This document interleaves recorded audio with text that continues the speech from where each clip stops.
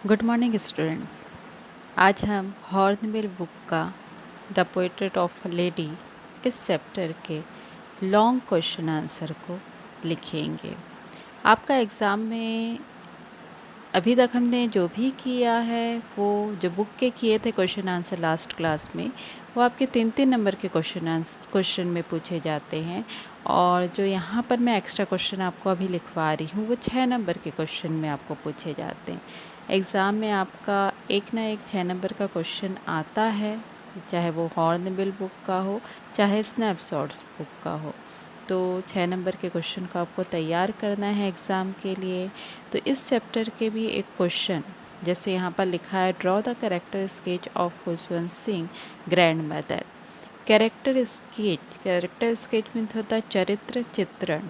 आपको हर चैप्टर में आप ध्यान देंगे कि आपको हर चैप्टर में आपका जो भी मुख्य यहाँ पर पात्र होता है या जिसके बारे में यहाँ पर बताया जा रहा है उसके कैरेक्टर स्केच को पूछा जाता है। तो आप हर चैप्टर में हर पात्र के कैरेक्टर स्केच को तैयार करेंगे। यहाँ पर अभी पहला चैप्टर है इसलिए मैं क्वेश्चन आपको बता रही हूँ, किंतु आगे के जो चैप्टर हैं उसमें सिर्फ आपको क्वेश्चन दे दिया जाएगा और उस क्वेश्चन के आंसर आपको ही तैयार करने हैं। और इसके लिए एक और ये बात मैं बता दूँ कि आपको एक रिफ़्रेशर बुक लेनी है ना। प्रबोध प्रकाशन का एक आपको बुक लेना है जिससे आपको काफ़ी हेल्प मिल जाएगी। मैं इस क्लास के लास्ट में आपको उस बुक का राइटर जो है या उस बुक के सैंपल को आपको बता दूंगी। तो आप प्रबोध इंग्लिश कोर करके एक बुक है, आप ले लीजिएगा, या लास्ट क्लास में जो बच्चे पढ़ रहे थे उससे भी आप लेकर अपने पास रख सकते हैं। क्योंकि बहुत सारी चीज़ें ऐसी हैं जो आपको यहाँ पर क्लास के दौरान नहीं करवा पाएंगे हम, तो उसमें से कुछ कुछ चीज़ें ऐसी हैं जो आपको उस बुक से तैयार करना है। जैसे मैं क्वेश्चन तो आपको यहाँ पर करवा रही हूँ, है ना, बुक के क्वेश्चन तो करवा रही हूँ, किंतु 11th और 12th में ऐसा होता है कि आपको कहीं से भी क्वेश्चन उठा के पूछ दिया जाता है। तो आपको जब तक चैप्टर का नॉलेज अच्छे से नहीं होगा, चैप्टर में क्या कहा जा रहा है इसके बारे में आप नहीं जानेंगे, तब तक आप उसके आंसर को नहीं लिख सकते। तो वो बुक जो आप ले लेंगे उससे आपको काफ़ी हेल्प मिलेगी, है ना। क्योंकि एट ए टाइम हम वहाँ पे उपस्थित नहीं हैं आपके पास, आप क्वेश्चन अभी हमसे पूछ नहीं पा रहे हैं, तो आप वो बुक ले लेंगे तो आपको उसमें बहुत सारे एक्स्ट्रा क्वेश्चन भी देखने को मिलेंगे और बहुत सारे आंसर। यदि आपको ऐसा लग रहा है कि मैं जो क्वेश्चन के आंसर आपको लिखवा रही हूँ वो याद नहीं हो पा रहे हैं, तो आपके लिए एक चांस ये भी है कि आप उस बुक से यदि इजी आंसर यदि आपको लगता है तो आप बिल्कुल याद कर सकते हैं, है ना। तो वो बुक आप ज़रूर ले लीजिएगा। और जो एक्स्ट्रा क्वेश्चन है या जो और आपको क्वेश्चन जो यहाँ पर लिखवाया जा रहा है उसी को आपको घुमा के भी क्वेश्चन दिया जा सकता है, पर आंसर वही होगा। अगली क्लास में हम वैसे ही लिखेंगे, कुछ कुछ क्वेश्चंस मैं दूंगी और उसके किस प्रकार से उसी क्वेश्चन को कैसे पूछा जा सकता है ये भी बताऊंगी, है ना। पर आज की क्लास के लिए आपको यही, इस चैप्टर के लिए आपको यही करना है कि इसके कैरेक्टर स्केच को, है ना, खुशवंशी की जो ग्रैंड मदर है उसकी कैरेक्टर स्केच को 6 नंबर के लिए आपको क्या करना है, तैयार करना है। क्वेश्चन जैसे आपको समझ आ ही गया होगा कि इसमें हमें उनकी ग्रैंड मदर के चरित्र चित्रण को लिखना है। तो चलिए आंसर को आप देखेंगे। ये आंसर आपको पेज नंबर 3 और 4 में मिल जाएगा। चलिए आंसर देखते हैं। Khushwant Singh grand mother was an old women, short, fat and slightly band. Khushwant Singh की जो ग्रैंड मदर थी वो बूढ़ी थी, नाटी थी, मोटी थी एंड स्लाइटली बैंड और थोड़ी सी झुकी हुई थी। Her face was a crisscross of wrinkles running from everywhere to everywhere. और उनका जो चेहरा था, उनके फेस पे झुर्रियाँ, कटी फटी झुर्रियाँ थी हर जगह। शी हॉबल्ड अबाउट द हाउस, वह क्या करती थी, झुककर पूरे घर में चलती थी। In spotless white with one hand resting on her waist to balance her stoop.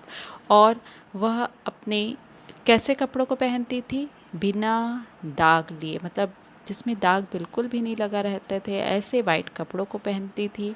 उनका जो एक हाथ था वो उनकी कमर में रहता था ताकि वो अपने झुकाव को बैलेंस करे। And then other telling the beads of her rosary, और दूसरा जो हैंड था उसमें हमेशा क्या पकड़े रहती थी, माला को पकड़ी रहती थी, और उसके जो मनके रहते थे, उसके जो दाने रहते थे, उसको क्या करती रहती थी, जपती रहती थी। Her silver locks were the scattered untidily over her pale and puckered face. उनका जो बालों का गुच्छा रहता था वो उनके पीले और झुर्रीदार चेहरे पर फैले रहते थे।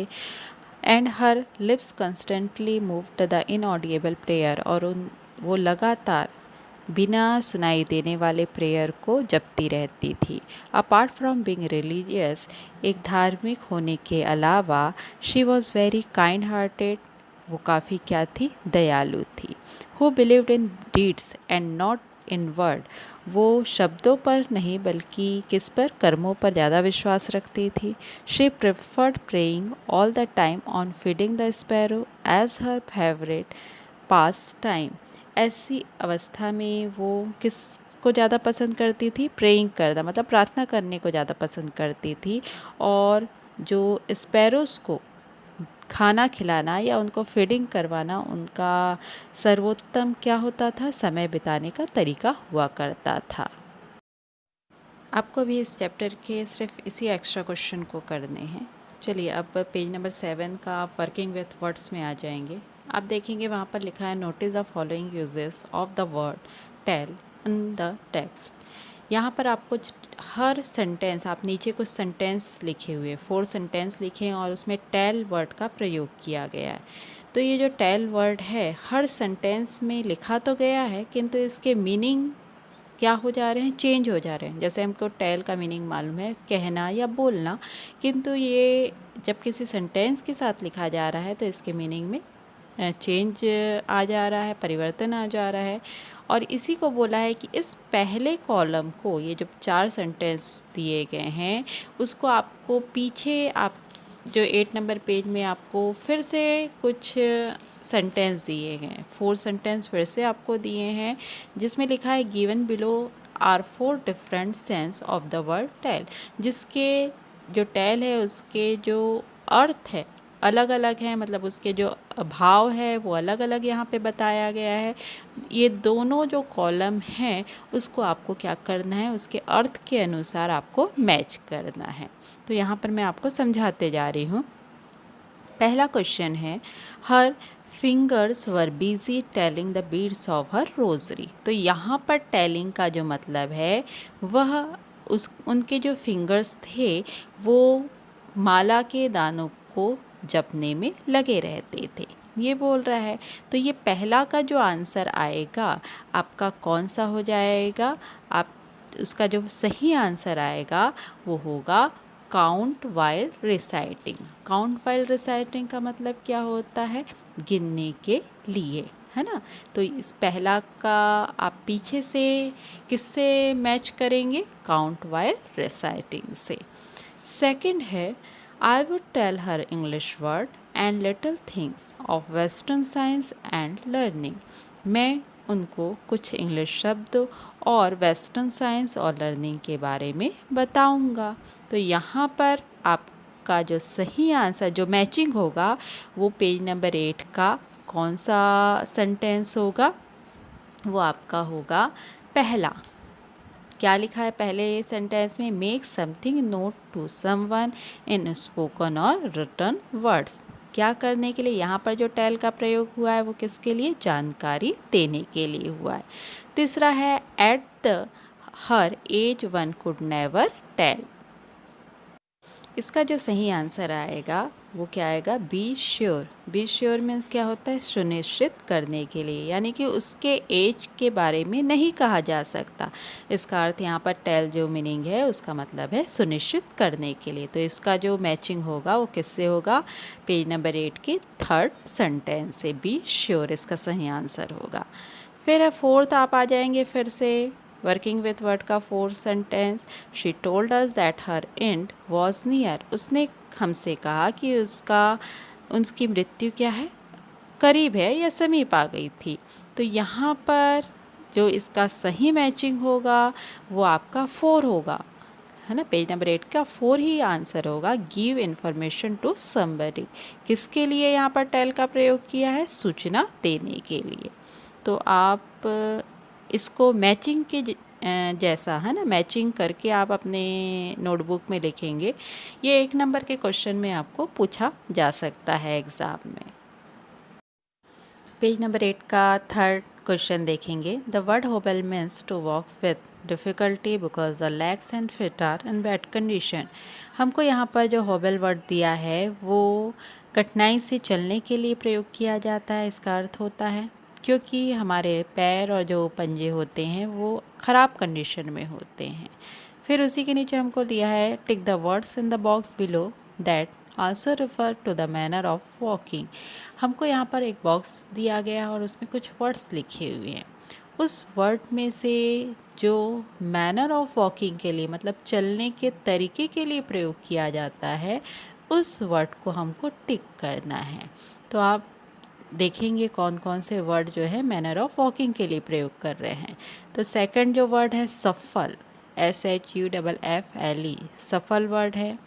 स्ट्राइड, है ना, वॉडल, पैडल, स्वैगर, ट्रूज्ड और स्लो, ये जो वर्ड हैं वो मैनर ऑफ वॉकिंग के लिए क्या करते हैं, प्रयोग करते हैं। अब इसको हम डिफ़ाइन भी करेंगे। डिफ़ाइन मतलब इसके डेफिनेशन लिखेंगे और ये भी 1 नंबर के क्वेश्चन में आपको पूछा जाता है। पहला है सफल। सफल के लिए क्या लिखा है उसके सामने, to walk slowly taking small step. जब हम क्या करते हैं, धीरे धीरे अपने पैरों से चलते हैं, तो उसके लिए हम क्या यूज़ करते हैं, सफल वर्ड का। फिर सेकंड है स्ट्राइड। स्ट्राइड वर्ड के लिए क्या डिफाइन हमने किया, to walk with long step. जब हम बड़े बड़े स्टेप चलते हैं तो उसके लिए हम क्या वर्ड यूज़ करते हैं, स्ट्राइड। फिर है वॉडल। वॉडल जो है उसके सामने हमने डिफाइन किया, टू वॉक और स्विंग लाइक ए डक। चलना या तैरना किसकी तरह, डक की तरह, उसको हम क्या कहते हैं, waddle. Paddle, to walk with bare foot in shallow water. उथले पानी में चलना, कठिनाई से उथले पानी में चलना, उसके लिए क्या वर्ड यूज़ किया हमने, पैडल। उसके बाद है स्वैगर। स्वैगर के लिए to walk in an extremely proud and confidence, मतलब काफ़ी गर्व के साथ और कॉन्फिडेंस के साथ जब हम चलते हैं तो उसके लिए हम क्या यूज़ करते हैं, स्वैगर। अगला है ट्रूज्ड। उसको डिफाइन हमने किया, to walk slowly with heavy step. भारी चाल के साथ धीरे धीरे चलना, उसके लिए हम वर्ड यूज़ करते हैं ट्रूज्ड। अगला है स्लो। स्लो के लिए to walk straightly with great effort और डिफ़िकल्टी। लगातार, काफ़ी प्रभाव के साथ या कठिनाई के साथ, है ना, चलने के लिए हम क्या वर्ड यूज़ करते हैं, स्लो। अब हम कुछ ग्रामर कॉपी वर्क कर लेते हैं। आपको जैसे मैंने बताया है कि आपको 200 पेज की कॉपी बनानी है और लास्ट ईयर भी आपने नोटिस, पोस्टर या राइटिंग पोर्शन में लेटर एप्लीकेशन लिखा होगा। इसी तरह इस साल भी आप ग्रामर कॉपी में नोटिस, पोस्टर आप लिखेंगे। मैं यहाँ पर एक आध नोटिस आपको करवा रही हूँ, किंतु आगे आपको क्वेश्चन बताया जाएगा और आप लिखने का प्रयास करेंगे। और आपको जैसे कि मैंने कहा है कि रिफ़्रेशर आप ख़रीद ही लीजिएगा या आप किसी से अरेंज कर लीजिएगा, क्योंकि आगे इसकी आपको ज़रूरत पड़ेगी, है ना। तो अभी मैं आपको नोटिस करवा रही हूँ और नोटिस का पैटर्न क्या होता है। वैसे नोटिस आपने लिखा ही है, तो नोटिस का पैटर्न क्या होता है, हम कैसे नोटिस लिखते हैं, उसको यहाँ पे आपको समझाया जा रहा है। जब आप फेयर कॉपी में लिखेंगे तो उसी पैटर्न में आप क्या करिएगा, नोटिस लिखिएगा, ताकि एग्ज़ाम में आपको 4 नंबर के क्वेश्चन आपको पूछे जाते हैं तो ये 4 नंबर का क्वेश्चन आपसे गलत ना हो। यहाँ पर आप फॉर्मेट ऑफ अ नोटिस का पैटर्न देखेंगे। यहाँ पर हमको क्वेश्चन दे दिया है, you are the Vandita of class 12। आपका नाम वंदिता है और आप क्लास 12 में पढ़ते हैं। As a cultural secretary of your school, आप स्कूल के कल्चरल सेक्रेटरी हैं। Draft a notice for an inter school dramatic competition, और आपको एक नोटिस लिखना है, किसके लिए, ड्रामेटिक कॉम्पिटिशन के लिए। यहाँ पर आप देखेंगे एक बॉक्स बना है ना। आप जब भी नोटिस को लिखेंगे तो पेज के बीचों बीच लिखेंगे। आउटलाइन आपको बनाना है, एक बॉक्स के अंदर नोटिस को लिखा जाता है तो आप आउटलाइन बनाएंगे। अब यहाँ पर बीचों बीच आपको लिखा है Sulekha memorial public school Delhi. यहाँ पर कुछ भी, किसी भी स्कूल का नाम आ सकता है। पर्टिकुलर यदि आपको एक क्वेश्चन में स्कूल का नाम दे दिया हो तो उसी स्कूल का नाम लिखेंगे, नहीं तो आप किसी भी स्कूल का नाम लिख सकते हैं। या आप राइट साइड में देख सकते हैं, आपको लिखा है name of organisation, institution, office issuing the notice. जहाँ से नोटिस निकाला गया है उसके ऑर्गेनाइजेशन का नाम, संस्था का नाम या ऑफिस का नाम हमको बीचों बीच लिखना है। और ये जो लिखा जा रहा है वो किस रूप में लिखा जा रहा है, बोल्ड वर्ड में आपको लिखना है। फिर उसी के नीचे बीचों बीच आपका नोटिस लिखा जाता है। जैसा कि लेफ़्ट साइड में आप लिखा है right the word notice here, यहाँ पर नोटिस वर्ड लिखा जाता है। फिर राइट द डेट हियर, उसके जस्ट नीचे लाइन में आपका डेट आ जाता है। यहाँ पर आपको लाइन कहीं भी छोड़ना नहीं है ना, बीच में कहीं भी आपको गैप करके लाइन छोड़ के नहीं लिखना। राइट द डेट हियर, उस दिन की तारीख आ जाएगी वहाँ पर। फिर बीचों बीच हेडिंग और सब्जेक्ट। तो यहाँ पर हमारा हेडिंग क्या है, हम किस चीज़ के लिए लिख रहे हैं, इंटर स्कूल ड्रामेटिक कंपटीशन के लिए लिख रहे हैं, तो इसलिए हमने बीचों बीच लिख लिया इंटर स्कूल ड्रामेटिक कंपटीशन। उसके बाद फिर से आपको लाइन नहीं छोड़ना है, और उसके बाद वहाँ पे बीच में in the space right and content of the notice, यानी कि पूरी बॉडी आ जाती है। बॉडी मीन्स जिसके बारे में हमको लिखना है ना, हम क्या लिख रहे हैं, नोटिस हम क्या चीज़ के लिए भेज रहे हैं या निकाल रहे हैं, उसके बारे में हम कंटेंट्स लिख देंगे। तो बीचों वो पूरा आएगा। उसके बाद जहाँ पर वो कंप्लीट होता है उसके जस्ट नीचे के लाइन में नेम आ जाएगा, जिसके द्वारा ये निकाला जा रहा है नोटिस। तो यहाँ पर नेम वंदिता, जैसे स्कूल में नोटिस निकाला जाता है तो वहाँ पर आप देखेंगे लिखा जाता है प्रिंसिपल या प्राचार्य, तो वंदिता की जगह क्या आएगा, प्रिंसिपल, स्कूल का जब नोटिस निकलता है। और वहीं पर designation of person issuing the notice, यानी कि जो व्यक्ति इसे निकाल रहा है, नोटिस को भेज रहा है, वो किस पद पर है।